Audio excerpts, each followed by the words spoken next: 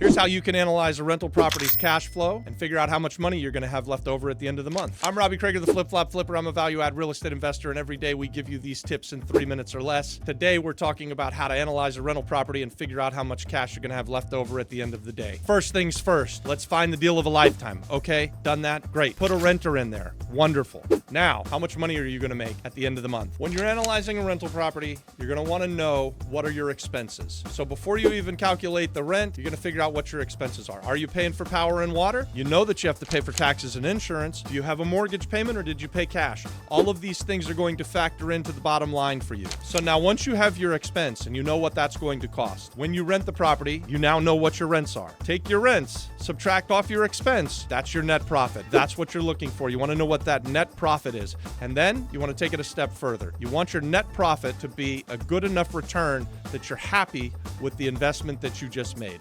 So for us as real estate investors, the calculation that I like to do is how much are my total costs all in? How much is my net rental income going to be? And here's how I know if I've got a great deal or not. If I'm going to receive back over a 5-year period or less, that's a 20% cash on cash return, then I'm going to buy that property damn near every time in any market, no matter where I'm at. If I'm slightly worse than that, I'm still thinking about it. If I'm slightly better than that, I'm running to the bank. And here's a bonus. If you want to figure out what your cap rate is, your cash on cash return, you take the total amount that you bought the property for plus your renovation costs, and then you divide it by the amount of your annual rent.